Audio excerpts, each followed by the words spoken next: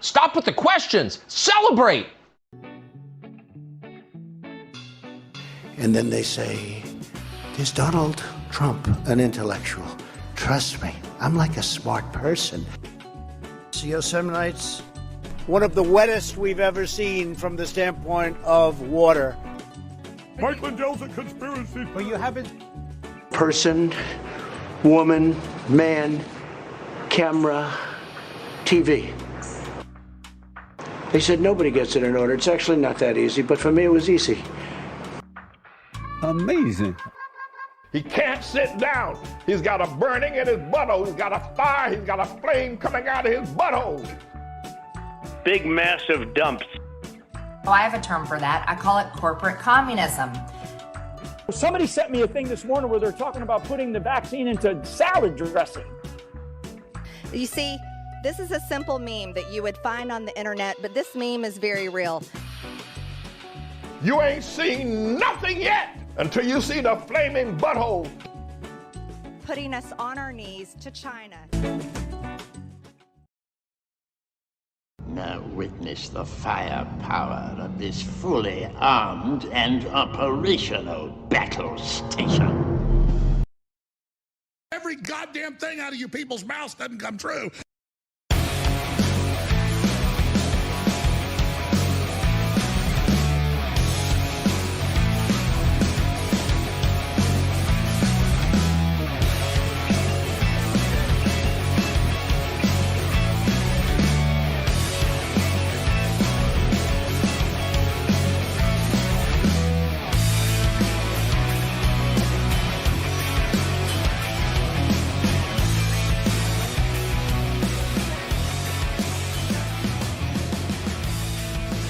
Round the nation.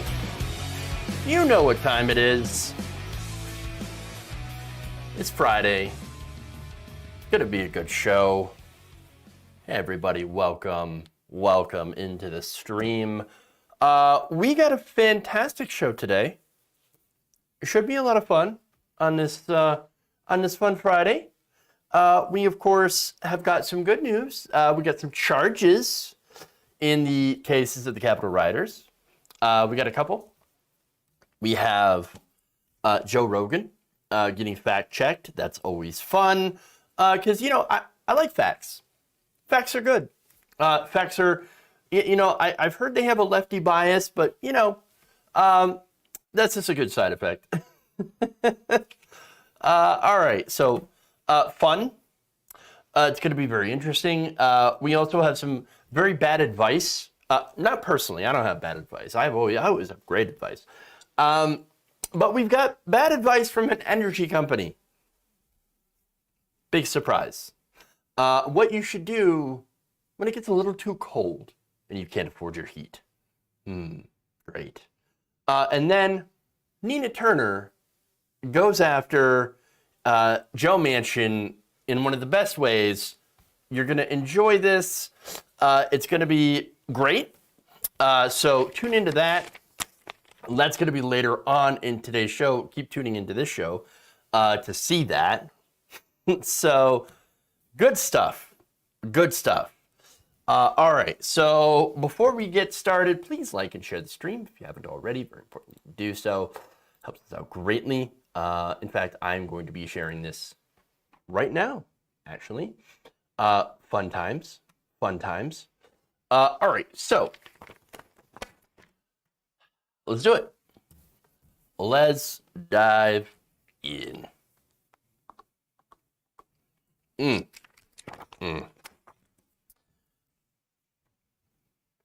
looks as though the Justice Department might actually be bringing out the big guns against some of the Capitol rioters. According to new reports, the Justice Department has now charged 11 people, including the founder of the right-wing militia known as the Oath Keepers. Whatever oath that they're trying to keep, I don't know. But because they have been charged with seditious conspiracy for their roles in the January 6th Capitol riots. So now, Elmer Stewart Rhodes of Granbury, Texas, because of course Texas. Look, no hate against Texans or anything, but y'all gotta y'all got a lot of secessionists coming out there. Secessionists, you know? You might want to see what's going on there. I think we may have a problem with some areas of Texas. The rest of you are great, though. Honestly, though, I love all of America. No, anyway, very, very, very strange segue. Okay, anyway. So now, Stuart Rhodes was recently indicted by a federal grand jury in Washington, D.C. and arrested on Thursday morning. So that was yesterday. The prosecutors federal prosecutors say that he and the others have conspired to storm the Capitol and interrupt the tallying of electoral votes in the 2020 election. In a statement, the Justice Department said this, quote, "The seditious conspiracy indictment alleges that following the November 3rd, 2020 presidential election, Rhodes conspired with his co-defendants and others to oppose by force, very important, by force, the execution of the laws governing the transfer of presidential power by January 20th, 2021. That, of course, is the day that Joe Biden had taken power. Now, here's what the documents continue saying. Quote, "They coordinated travel across the country to enter Washington, D.C., equipped themselves with a variety of weapons, donned combat and tactical gear, and were prepared to answer Rhodes' call to take up arms at Rhodes' direction. Some co-conspirators also amassed firearms on the outskirts of Washington, D.C., distributed them among a quick reaction force or quick reaction force teams, and planned to use the firearms in support of their plot to stop the lawful transfer of presidential power from, of course, Donald Trump to Joe Biden. And of course, we know that the right wing did not want a transfer of power. They wanted Trump to continue being president, even despite the fact that they had lost. So now, this 48-page indictment had basically detailed how Rhodes and his co-conspirators had planned to stop the transfer of power, and in it they detailed text messages. So now Rhodes began sending these text messages through encrypted applications in November of 2020, encouraging fellow Oath Keepers to oppose that transfer of power. In one message sent November 5th, 2 days after the election, Rhodes told his followers in a message on the Signal app, "We aren't getting through this without a civil war." Too late for that. Prepare your mind, body, spirit. And another message on November 7th. Mr. Biden was declared the winner of the presidential election. Rhodes wrote this, quote, "We must now do what the people of Serbia did when Milosevic stole their election. Refuse to accept it and march en masse on the nation's capital." Civil war. Civil war. That's what they're doing here. I mean, that's what they were planning, and that's what they're trying to do. And so, very, very serious charges here. There's more from the indictment. Rhodes then had convened an online meeting with other Oath Keepers members, during which he outlined a plan to stop the transfer of power, which included preparations for the use of force. Following that meeting, Kelly Meggs, the self-described leader of the Florida chapter of the Oath Keepers, who was already facing charges, sent a message to other members saying, quote, "Anybody not on the call tonight? We have been issued a call to action for DC. This is the moment we signed up for." That moment, of course, being insurrection. The forcible takeover of this country. I mean, what oath were they trying to keep? Because it wasn't to democracy. It wasn't to this country. No, it was to Donald Trump. And what they tried to do was to undermine democracy, an actual democratic election. Now, there are more details about how this was planned out.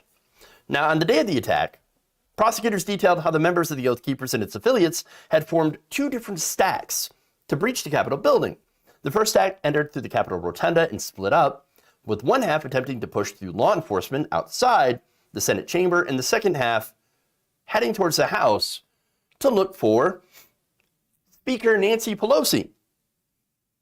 They did not find Speaker Pelosi and ultimately left the building. Now, if they had gotten their hands on her, well, I mean, things would have probably not gone well.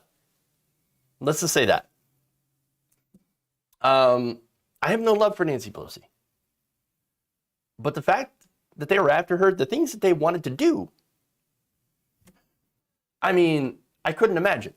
Nobody deserves that. Nobody. Now, I talked about 2 stacks. Well, the second one also breached the grounds of the Capitol, and 3 Oath Keepers entered the rotunda and attempted to push back police guarding the area. Meanwhile, the charging documents allege a separate team of Oath Keepers remained outside Washington and was prepared to rapidly transport firearms and other weapons into Washington, D.C. in support of the operations. I mean, this really does show that this was not a random protest. Now, that's going to come into play because you have people who were aligned with the Oath Keepers, members of the Oath Keepers, arguing that no, this was not a planned event. It just happened. I mean, we were just there and we were just patriots and we were just, peacefully protesting as tourists against the rigged election. Well, that's not true at all. They knew what they were doing. And it was an attempt to, of course, try to steal an election. It was planned out and orchestrated for the purpose of ending our democracy and to usher in fascism. How many people were involved? I mean, again, we know that there were a lot of Oath Keepers that were involved in this. And there's a lot of charges against Oath Keepers and other protesters. But what I'm really concerned about, what I really want to know, is how far this goes up. How far this goes up. And so how many people up top were involved? Did Donald Trump know about this? Did Peter Navarro know about this? Did Steve Bannon know about this? Who knew? Who knew?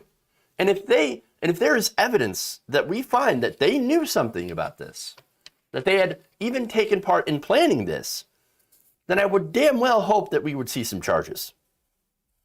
Issue some indictments. Or else they might try it again. And might even be successful.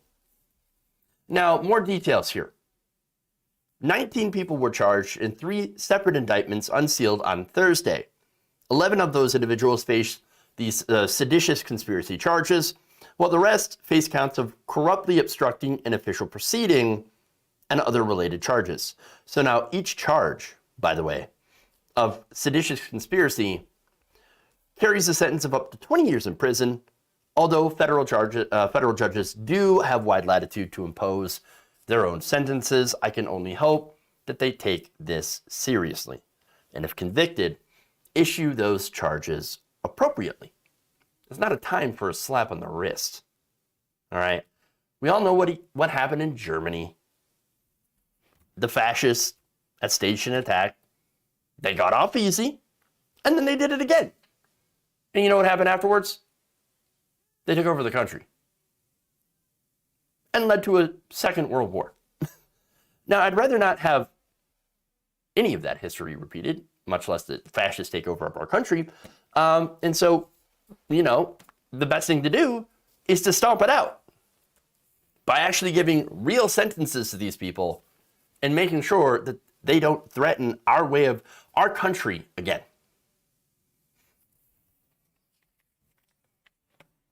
Okay. Moving on. Let's go to another mega writer.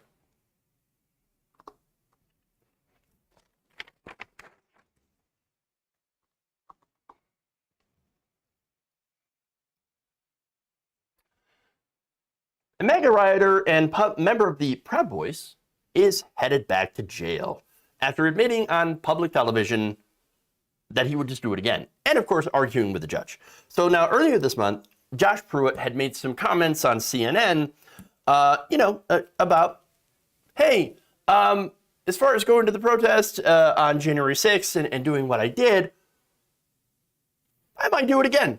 Yeah, I might do it again. Now that caused federal prosecutors to revoke his pretrial release. I want to show you those comments here, and then we'll break it down. Some are expressing remorse for being a part of the violent mob. It's like if you ask me if I do it again, I want to say yes, but then I question in the back of my head, would I? Former Proud Boy Josh Pruitt describes his past year as an emotional train wreck. I don't feel like I did anything wrong, but knowing the consequences that came out of it would be the part that would make me question it. Prosecutors have laid out an array of video as evidence against him. Pruitt can be seen confronting Capitol police officers after walking in through the shattered front doors. And inside the Capitol crypt, Pruitt is caught smashing a sign. All of it leading to 8 federal charges against him, including counts for destruction of government property and acts of physical violence. But Pruitt defends his actions that day, clinging to the big lie that former President Donald Trump continues to spread and saying he has no plans to plead guilty. I was just a patriot out there, protesting against what I think is a stolen election. Trying to send me to prison for a few years over this, I think is a complete joke. Really? Fantastic. So now, those were the comments that he made. And so, the prosecutors, they saw that and were like, well, gee, he doesn't really seem to be all that remorseful for what he did. Weird that he would go on television and then just be like, yeah, the crime, of course I'd do the crime again. I mean, well, if they're actually going to do consequences, then I might think about it, because other than that, I think that what I did was perfectly fine, great, dandy. Oh, okay, well, great. Then why should we let you go? Why should the court let you go? Ridiculous, right? Now, there's actually more than just him going out on television and saying stupid things. He also had apparently violated his curfew numerous times, had threatened other people, including his ex-girlfriend, on social media, and violated his probation in non-January 6th related cases. Stand-up guy. Wow. Well done. So now Pruitt's attorney, he made a ridiculous argument and said, well, those curfew violations, it's because, well, he couldn't get a ride home from work. I mean, what are you going to do if you can't get a ride? You have to go and threaten and assault your girlfriend, your ex-girlfriend. What are you talking about? What are you talking about? Yeah, of course, that's what everybody does when they can't get a ride home. You threaten them. No, that's not what normal people do. Seriously. No, not at all. Look, this is according to reports from BuzzFeed News' Zoe Tillman, who actually talked about this, covered it from the courtroom. So here's what she said. On that excuse, the judge was not buying it. Quote, I just don't believe that he repeatedly is out there in the middle of the night for reasons that are beyond his control. And also noted that it wasn't the first time Pruitt had been admonished to comply with curfew and restrictions on his movement. Isn't it amazing that all of these people, first of all, oh, I didn't do anything wrong. What are you talking about? I never do anything wrong. Didn't do anything wrong. Would probably do it again. And then goes out and continuously breaks curfew and still is like, what are you doing? How dare you punish me? How dare you hold me accountable for any of the things that I've done?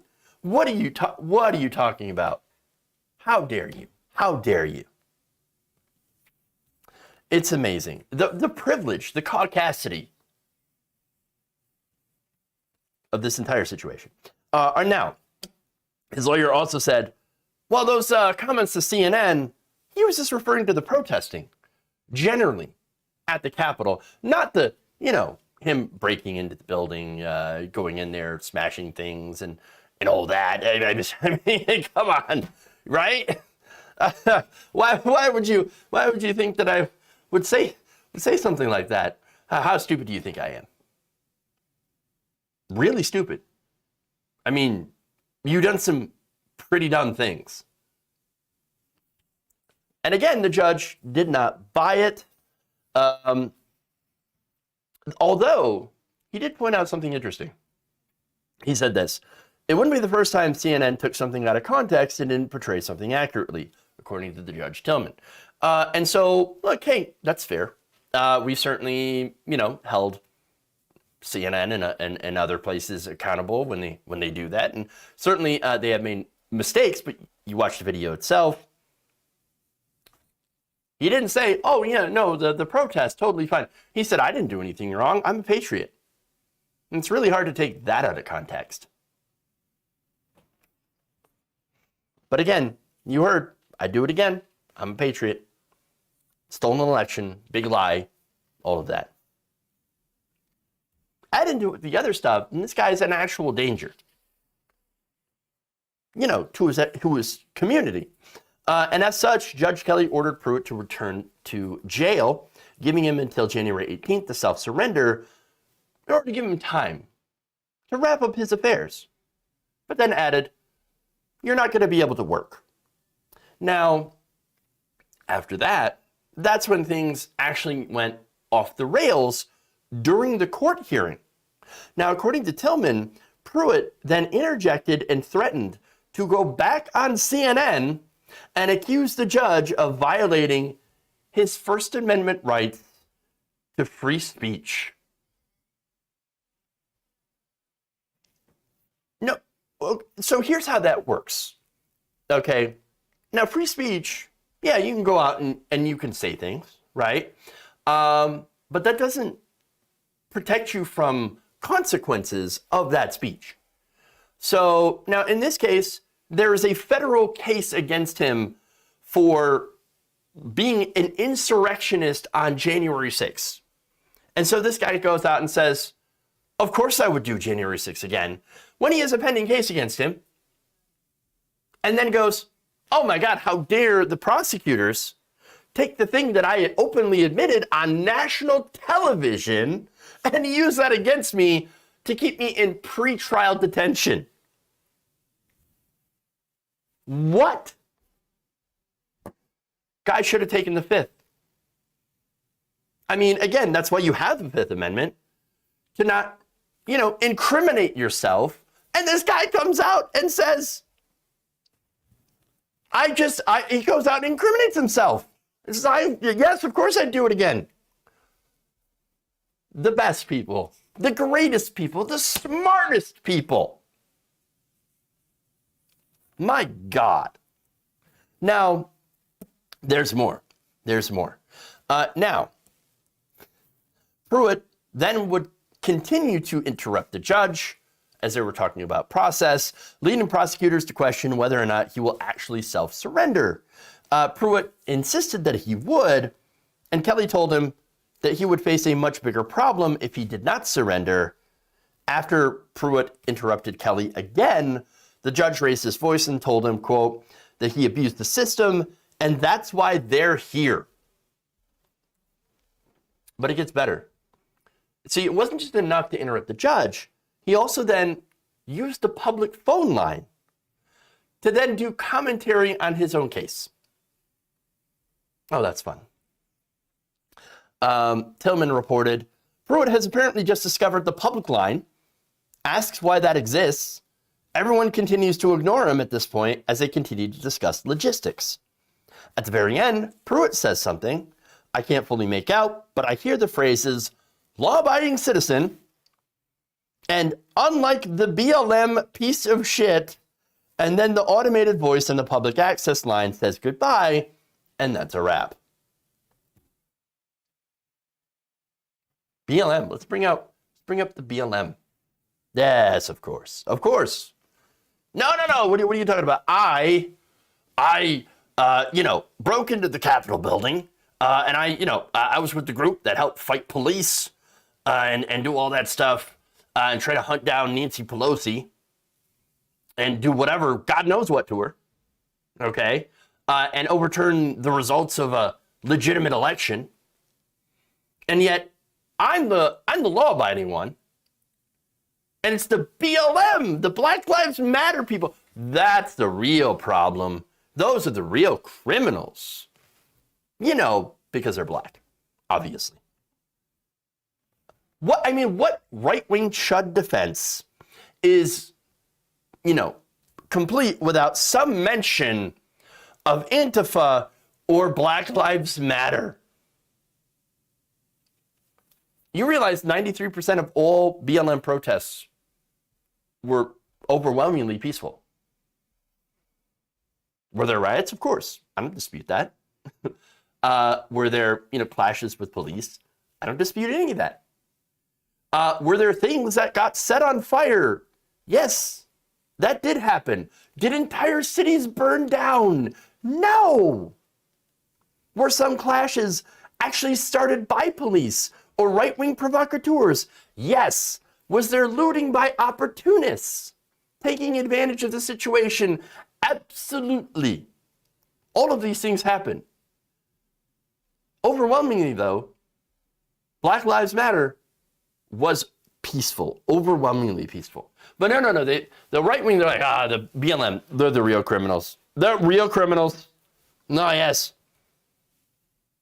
And yet, when chuds get together in large groups, well, one, they not only attempt to kidnap the governor of Michigan, but also decided to storm the Capitol building over a nonsense lie.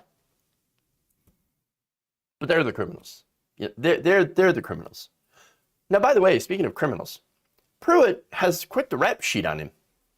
In fact, he has 19 prior arrests and 8 convictions, and was even on probation and wearing an ankle monitor while storming the Capitol building. Now, how stupid do you have to be on probation to have an ankle monitor where they know they can track where you're at and to storm the Capitol building anyway? No, I was doing the right thing. Patriot, law-abiding citizen, while literally breaking the law, while breaking your probation. But it's BLM that's the real criminals.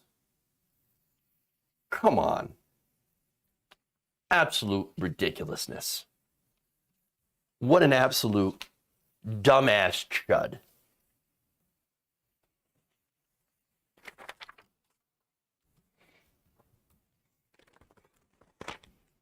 The caucasity, everybody.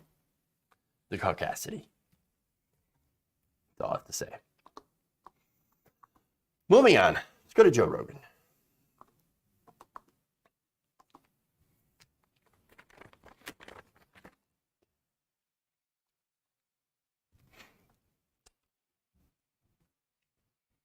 Yeah, so you're about 8 times likelier to get myocarditis from getting COVID than from getting the vaccine. That's interesting. Now, that is said, not what I've read before, but also it's like, even when we're reading these things, it's like, what are we getting this from? Was this from the VAERS report?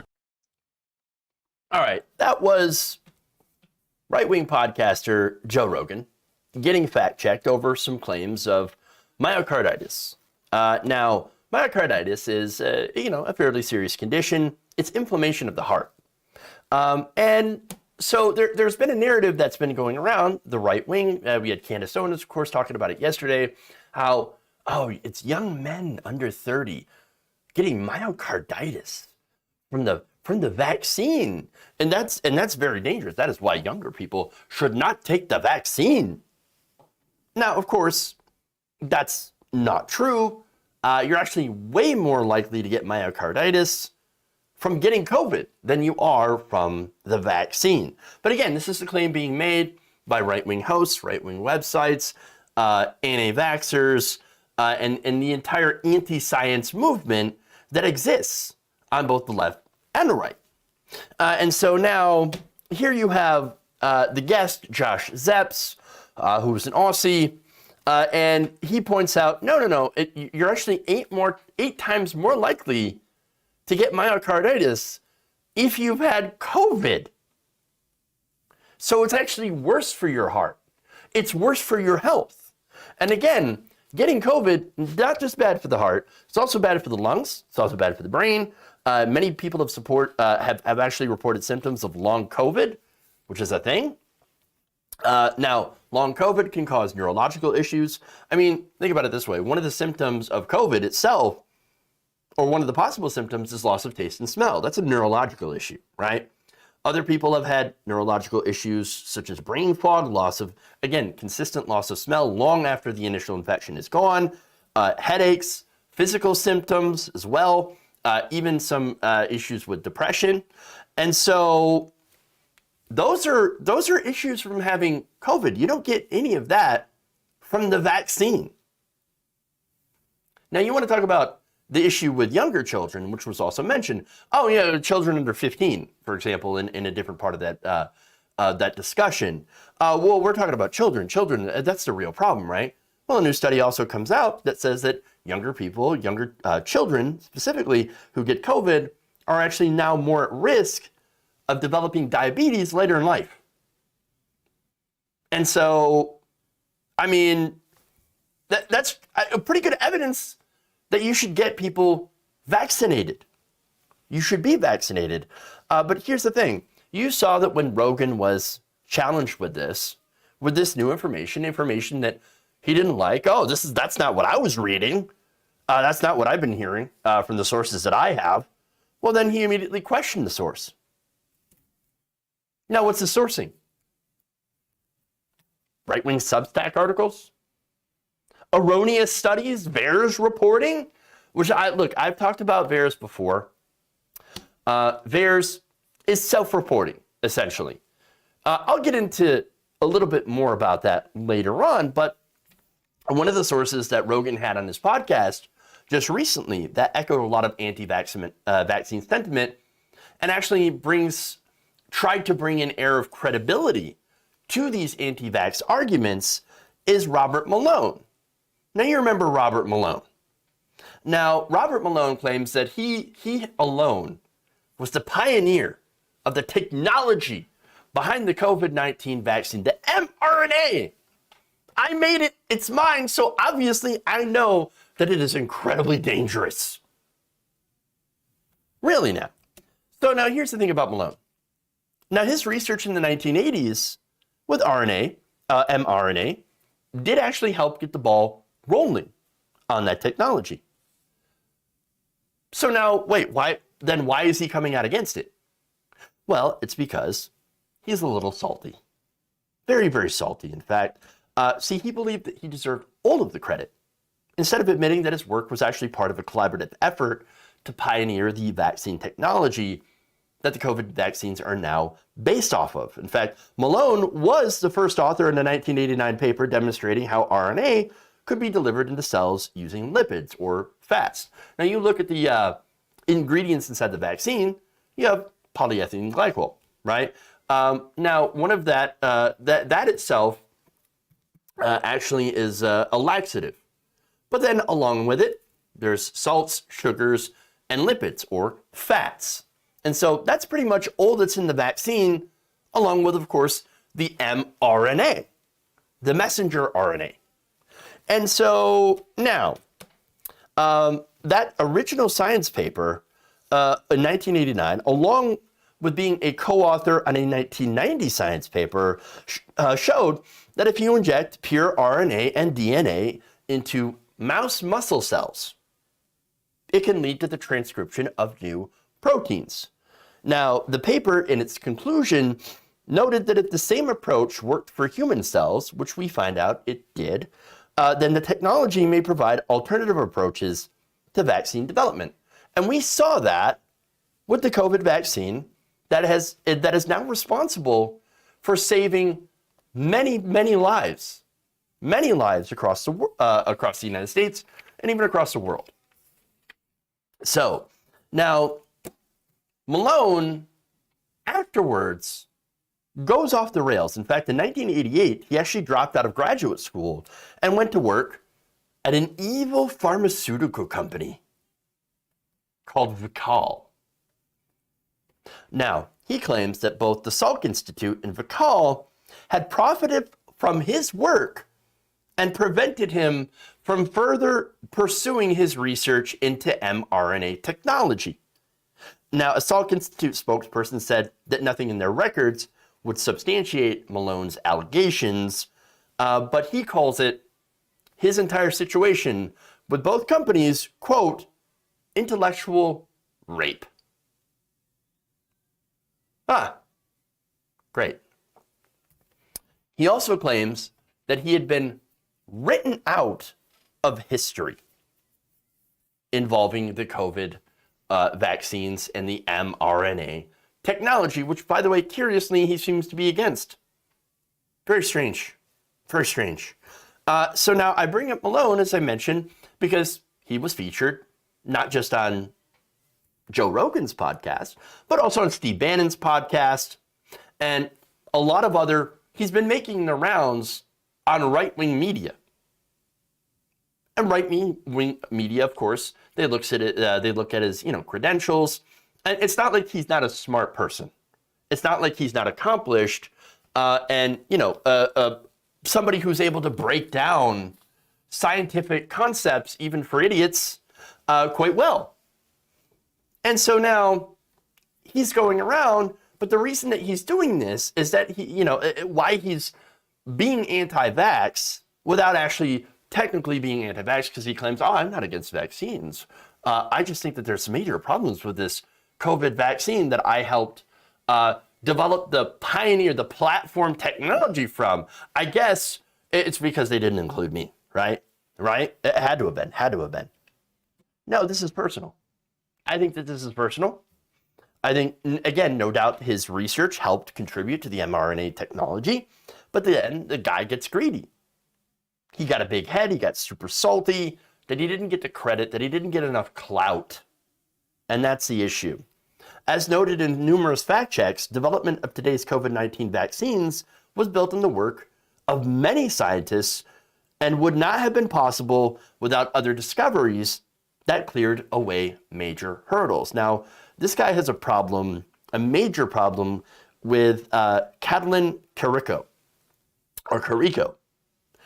So now, a early 2000s breakthrough from the University of Pennsylvania was spearheaded by Weissman and Carrico, who uncovered a way to keep the immune system from attacking the injected mRNA. And so that's one of the major problems they had in the beginning. Well, okay, so we've got this mRNA, we could put it into mouse cells and maybe use that as the delivery system for vaccines, but it keeps getting rejected by the body. Well, we've got to solve that issue. So then we can, once we do, we can actually use that technology to create a vaccine. So now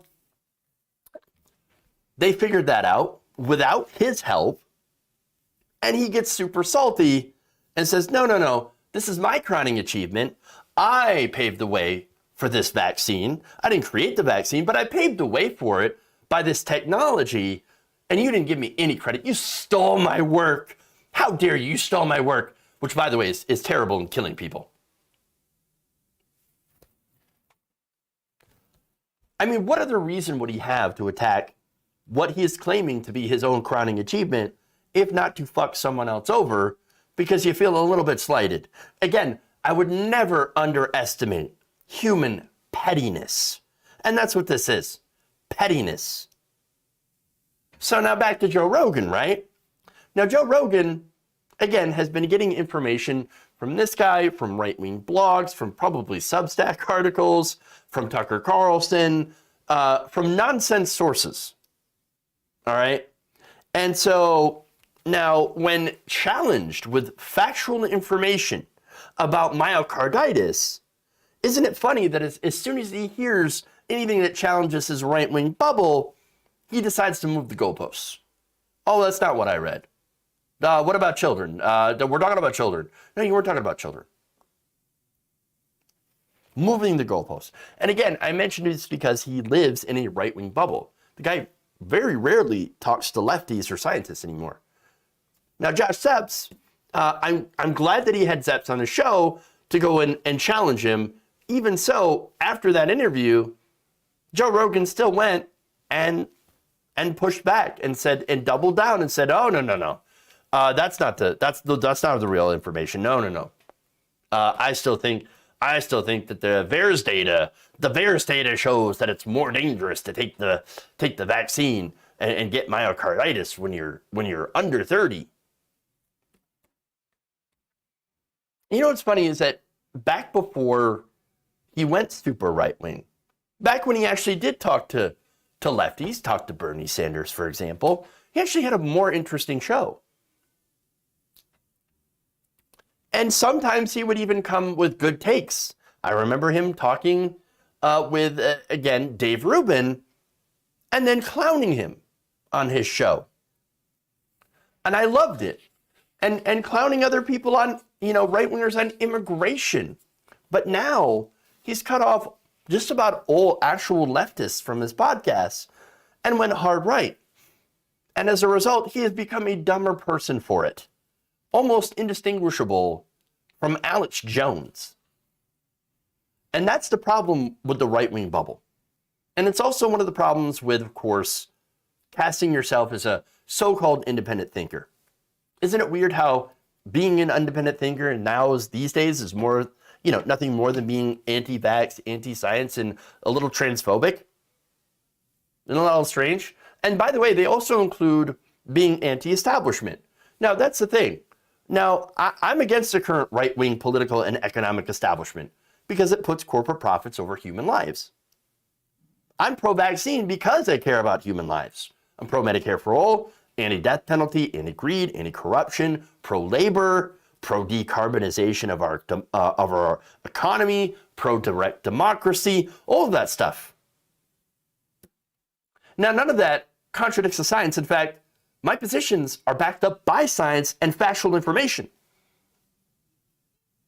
So that's the thing, right? Yes, I'm anti-establishment. And you could be anti-establishment and not be anti-fact. And unfortunately, there are too many people who identify as anti-establishment that also have become anti-fact. And it's because those facts tend to come from places that they don't like anymore. For example, corporations or the government. People we don't like, sides that we don't like. Now, I don't think the source should matter if it's factual information, even if it's a source that I don't like. If Donald Trump's coming out and saying, vaccine's good. Well, he's right. I'm not going to sit there and say, oh no, now that Donald Trump's in favor of vaccine bad.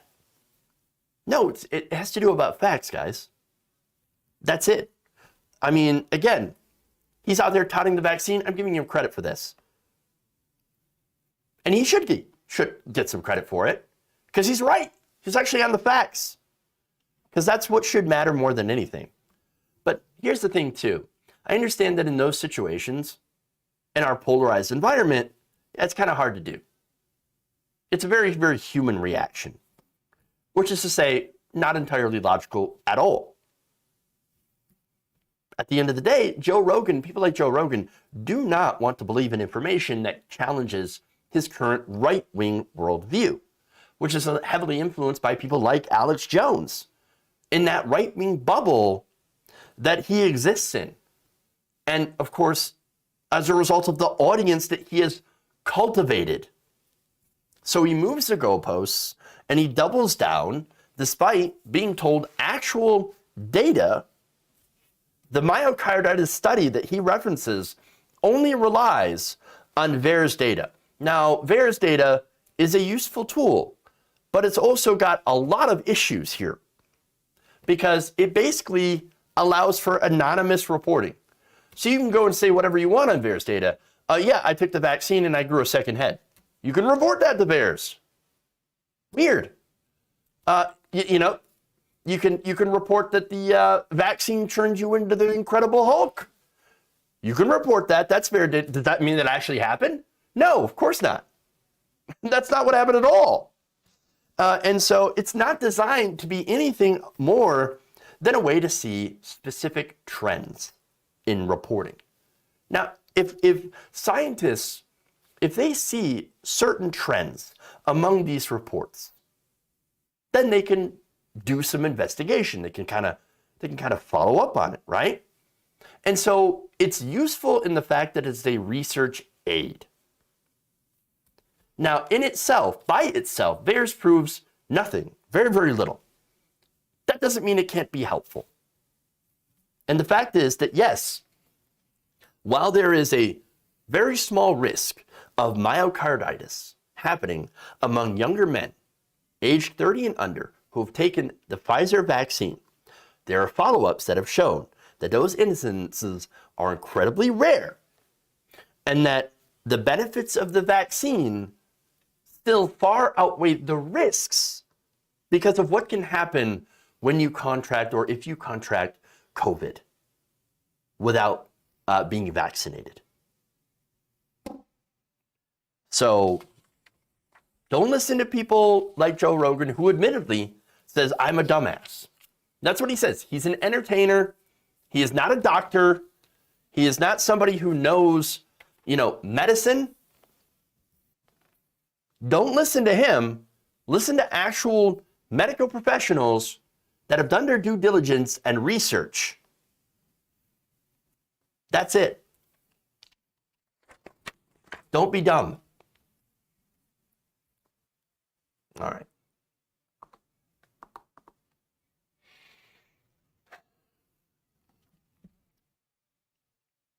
Moving on here. Move that up a little bit.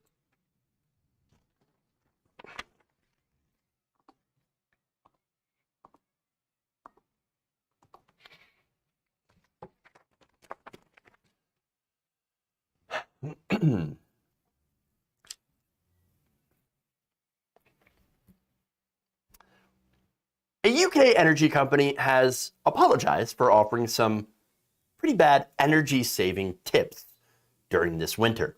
In a blog post sent to clients of the brand SSE, OVO Energy has suggested that during these cold winter months, instead of turning up the heat, they should cuddle their pets, their loved ones, eat ginger, or have some porridge, do a little housework, challenge children to a hula hoop contest, drink more water. Well, I mean, drink more water is good. Buy wool socks or do jumping jacks in order to save on heating bills. Ah, yes. Great. That'll work. Way to beat the heat. So now, this is as energy prices have increased as a result of OPEC Plus. So now OPEC Plus is, basically a cartel of oil-producing countries that have come together, and they have basically cut production. They said, we're gonna lower production of oil during this time of demand. Why? So we can raise prices. We can raise prices and get back some of the money that we lost during the height of the pandemic when everything was shut down. Businesses were shut down. People weren't traveling anymore. They were staying in their homes. And so these countries and companies lost out on some major profit. Now they're trying to get it back. And so they have raised their prices, which has caused a lot of pain, not only for people going to get gasoline at the pump, but also people who use gas to, heat their homes. And so a lot of people have now been dealing with higher prices. And so now I don't think I need to point out that telling people to cuddle their pets when they can't afford heat is pretty stupid. I think it is. I think it is very stupid. But apparently this company, instead of, taking a slight profit loss, decided, no, we're going to raise prices anyway, and then put out this ridiculous statement. Right. Okay. So now, and by the way, they thought this was good advice. Yes, great advice. Great advice. So now this actually reminds me of the McDonald's budget that went around, what, like 10 years ago? It's been going around for the internet for quite some time. Y'all remember this, right? Here it is. Your sample monthly budget. Space for a first and second job when you're working at McDonald's, by the way. Because, you know, you have to have a second job to afford stuff to work at McDonald's. And even so, the numbers in here don't make any sense. I mean, look at mortgage rent, $600. Is anybody in the big city paying that much? No, of course not. Maybe in like rural Missouri, small town flyover state America, which I live, by the way. My mortgage isn't even that low. And I don't have a giant house, that's for sure. And so, I mean, who's paying $600 for a mortgage? Maybe if you're renting with like 3 other people. Car payment, I wish mine was that, you know, was that low.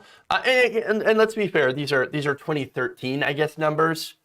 Still, pretty unrealistic. Health insurance, $20 for health insurance. Health insurance. Has anybody ever had health insurance that costs $20 from your job? Now, maybe if you're working in a really, really good job, you know, your employer will cover your entire insurance plan. That does happen. And lucky, you know, for those people. But if you were working in McDonald's, you think that they're going to offer you a health insurance plan for $20? Are you kidding? Are you kidding? Even, you know, the cable phone, electric, others, in the heating. There was actually another version of this where heating bill was about nothing. It was actually nothing, 0. So they changed this one to $50. Even so, that's fairly unrealistic during the wintertime. Okay. And again, I would know because, you know, I live in a state called Michigan, and we have this thing called winter where it gets kind of cold outside. Okay. Very, very cold outside. So now in the summertime, our gas bill is roughly like, what, $20? $20. So that's good because it's already warm outside. In the wintertime, it gets to at least $150, at least. So, you know, and I could probably cut that by getting new windows, but who can afford to get new windows? I mean, I've got a pretty old house. It's a little leaky when it comes to air, and, you know, you got to do the plastic over the windows, and even so, it's a little drafty sometimes. And you know, replacing all the windows, a little bit expensive. Now, that said, if you're renting, well, then you most certainly cannot afford to do, you know, any of that. And by the way, that's not your responsibility to replace windows in your house. But anyway, you can't afford, if you're having a hard time affording heat,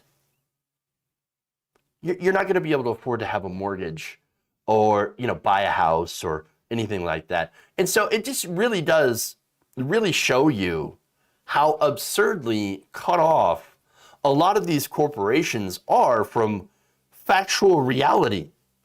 And by the way, this is while pulling in record profits. And while they've been doing that, companies have still raised their prices. Inflation, they say. Oh, you know, it's inflation. We got to keep up with inflation. No, there are companies that raise their prices way more than inflation, than their actual costs have gone up. They did so simply because they could. And they blame, as I said, inflation. They also blame government spending. Oh, if they hadn't spent so much money on you, on regular people, for stimulus checks, things like that, Well, then you know we wouldn't have to raise our prices. That's it. That's you know, inflation. Too much money in the government. It's too hot. The economy's too hot. Now that's the situation in the U.S., right? And I've reported before how the government just handed the banks trillions and trillions of dollars. Corporations, they gave billions of dollars in pandemic aid. And, well, would you look at that? Not only did they make record profits and get trillions of dollars in handouts, they still raised their prices. Oh, that's so strange.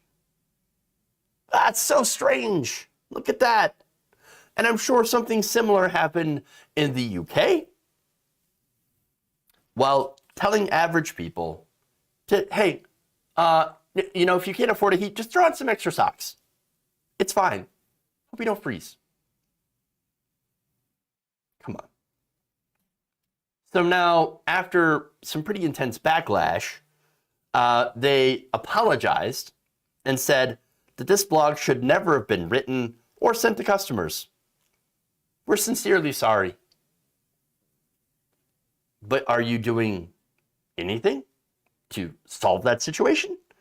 To lower prices for people? Because an apology is one thing.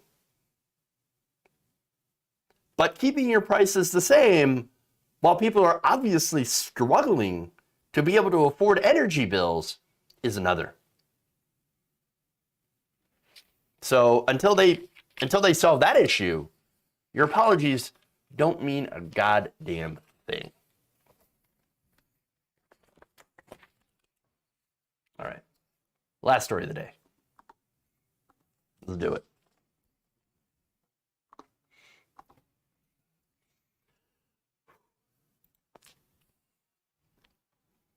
Following reports that both Joe Manchin and Kyrsten Sinema will not be changing the filibuster rules to allow for voting rights to be passed, CNN hosted an explosive discussion that featured Jonathan Cott, a former senior advisor to Senator Joe Manchin, and progressive Nina Turner. Here's how that went. These people are cowards. They are soulless cowards to hold up a daggone rule. Filibuster is a rule. It's not written in the Constitution. It's not a right. It is a rule, and they're standing in the way of it. So this is nonsense. They worried about what the Republicans going to do. Let's take care of 2022. Let's do what Democrats can do right now. They have the power. And my message to President Biden, now he done wasted a whole bunch of time with these folks, being diplomatic, inviting them out to the White House and to time out for it. He needs to hold a press conference, let them know. Either you're going to be by my side saying you're going to be with me and getting rid of the filibuster, or I'm gassing up the jet on your behind, and I will be in Arizona and West Virginia directly and let the American people know who's standing in the way of my entire agenda, not just voting rights. So President Biden, gas up the jet and cancel student debt. Hello, somebody. Yes. Gas up the jet and cancel student debt. Love it. So now, look, that's what she's talking about is, hey, why don't you go and do what Bernie Sanders did? Make a case to the people of West Virginia. Look, Manchin is supposed to represent West Virginia. Kyrsten Sinema is supposed to represent Arizona, the actual, not the donors, not the owner donors, but actually to represent the people. And so if you, apparently they're not doing that. In fact, the Arizona Democratic Party is like, no, we are consistently pushing back against Kyrsten Sinema. She does not represent our positions. We don't know what the hell happened to her. But as soon as she got into office, she got paid off.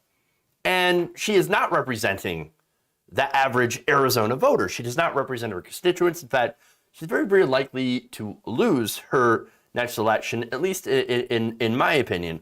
And so, look, she's basically telling Biden, go make your case. Go make your case.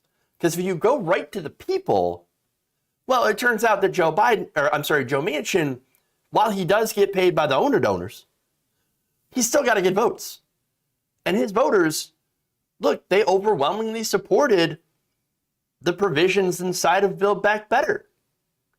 They overwhelmingly support progressive priorities, the stuff that they call oh, too far left. Not too far left. We can't go far left.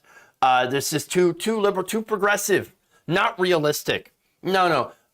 The people they're very, very concerned about inflation, and it's very, very dangerous. No, they want policies to help them survive through inflation. Policies like childcare, policies like lowering the cost of their prescription drug prices. That kind of stuff that will actually help them be able to better manage through inflation, which has been caused by corporate greed.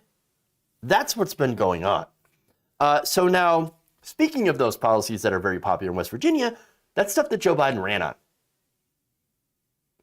And what Democrats in Congress need to do if they want to stay in power. And look, from what it looks like right now, they don't want to stay in power because they're not doing the things that they're supposed to. In fact, already it looks like the midterms are going to be an absolute bloodbath. Democrats are scrambling, but what are they doing? Well, they're blaming progressives already. Hillary Clinton, I showed you that video the other day. Hillary Clinton comes out and says, well, we should just tamp down our expectations because, you've got to have Democrats that win. Well, what good does winning do if, again, we already have a majority? What good does winning do if you refuse to do the things that the American people put you into power for? Okay? Ridiculous, right? David Brooks wrote an article, garbage article, saying, you know what, Biden, maybe this will convince Biden to go back to the center and stop being too far to the left. Ah, yes. As if Joe Biden is anywhere near the left. And of course, unfortunately for them and for us, blaming the left is pretty much all they have. That's all they're trying to do. And so now I say that because here's Cott. He's going to come back and he's going to do the normal corporate Democrat thing and say, oh, no, you've got it all wrong, Nina Turner. No, Democrats, historic change. That's not how Congress works. President Biden has a long history of working with senators. He knows the best way to do it is work with them, have constructive conversations. That's why he had the two of them over to the White House last night. They're going to keep working together. He's had a great first year. He's had a historic first year, and Democrats should be celebrating that and running on that in 2022. Gassing up the jet and heading to West Virginia and Arizona is not actually going to get it done. There are ways that people can get things done in D.C. Senator Manchin and Senator Sinema proved that with a historic infrastructure bill that they just passed. That's how you get things done. Slogans and, just yelling isn't the way it works. So if you want to actually get something done, sit down with them and keep talking. And that's what Senator Manchin's going to keep doing. Give me a break. Give me a break. Yeah, she's right. That was utter crap. Total. Oh, slogans and yelling. That's not the way things work. Well, I tell you what, Joe Biden, he did plenty of slogans and yelling. By the way, Democrats did all sorts of slogans and yelling against Bernie Sanders during the Democratic primaries. I'm with her, stronger together, build back better. How dare you progressives? No, you need to know your place. We're going to yell at you. Really? I thought slogans and yelling isn't the way things work. No. It's going down and it's sitting down with Joe Manchin and talking to him and basically giving him everything that he wants. That's obviously the way, and not just him, by the way. It all comes down to the donors and how much money they give the Democratic Party in corporate donations. And that's it. Political donations, I should say. And so, no, this guy, complete and utter horse crap. Historic progress. Give me a goddamn break. No, here's the thing. He gives the infrastructure bill as an example. Part of that infrastructure bill, while there are some good things in it, it's basically a lot of corporate handouts. Some of these handouts, by the way, involve privatizing public infrastructure for corporate use. You know what that means? It means toll roads and bridges. So your historic progress is now that, you know, in what, 10 years or so, because these infrastructure projects they take years to get started. And again, benefit these private companies. In about 10 years, when you start seeing toll roads and bridges pop up, are you going to think, historic progress? Thank you, Democrats. No, you're going to be pissed. And that's not going to help you during an election, during a midterm. My God, it's so stupid. And again, none of that is going to help the average person feel like they're doing better in this country while we're dealing with 6.8% inflation, stagnant wages, and Omicron, the variant. Yeah, of course, right? Now, of course, they'll come back and say, oh, but you don't understand, the economy is doing so good. It's red hot. It's red hot. Look at the jobs. There's so many jobs. Look at the job numbers. It's so great. Look at all the openings. You realize that a lot of these openings are in fast food and in hospitality, places like that. You know why? Because you had a lot of people not losing, but leaving those jobs because they're utter garbage. That's why. And by the way, you also had a gigantic number of boomers that had retired. And a lot of that, part of that's due to the pandemic. Another part of that is 800,000 Americans have died from COVID and continue to die from COVID. So I don't know what you're talking about when you're saying, oh yeah, great progress, wonderful progress, historic. No, what historic would be is canceling student loan debt, Medicare for all, or at least expanding Medicare to cover vision, dental, hearing, 12 weeks of paid family leave.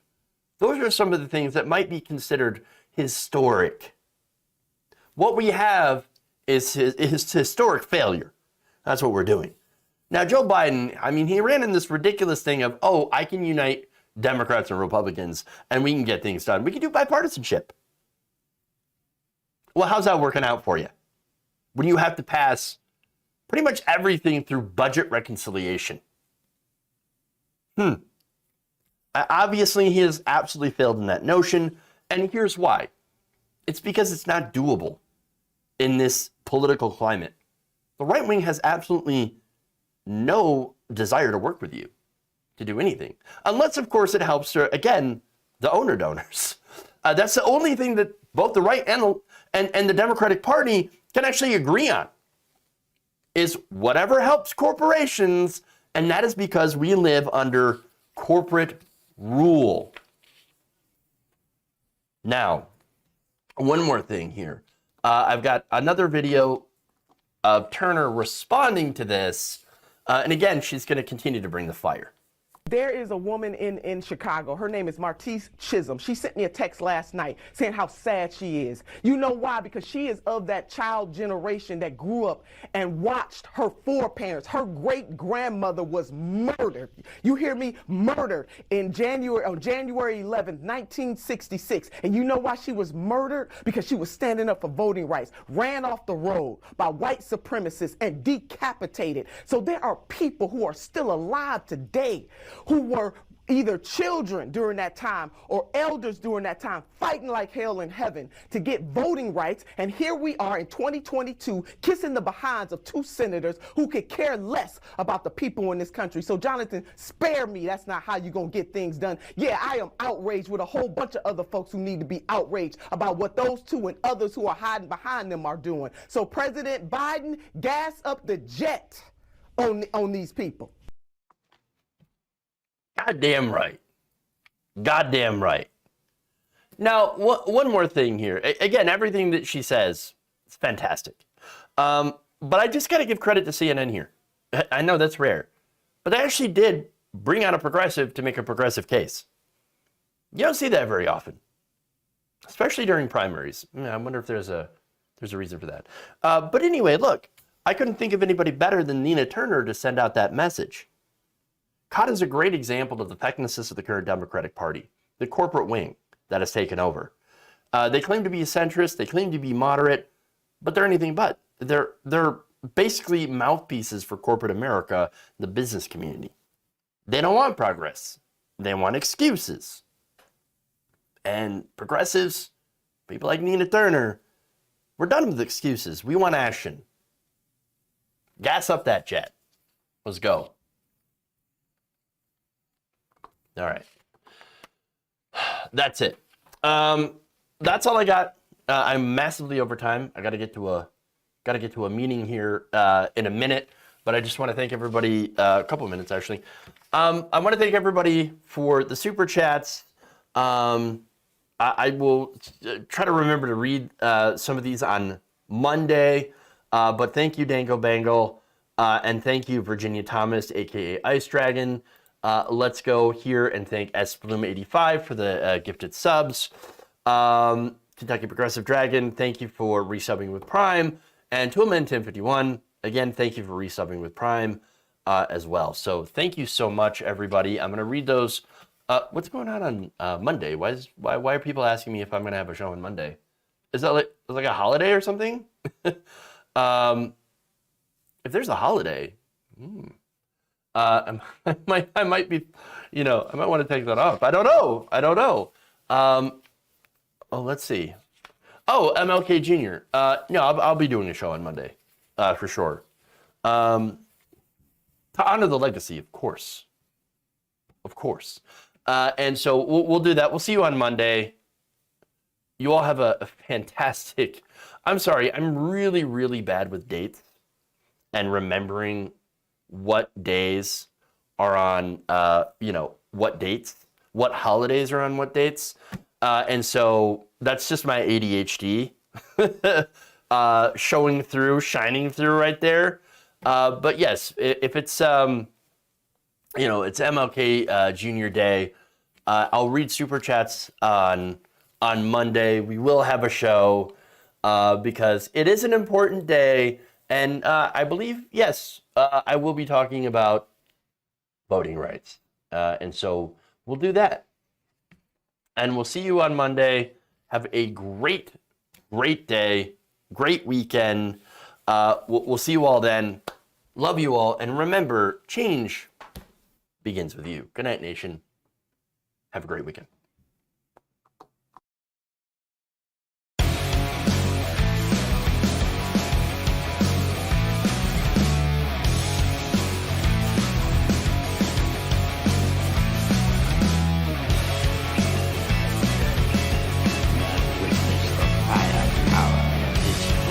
Armed and operational battle station. Mike Pounds.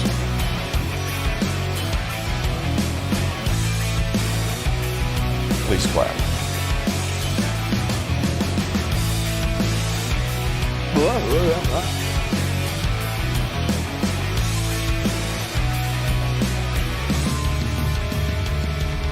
Dumps. Big, massive dumps. You're kicking me out the door. You're kicking me out the door.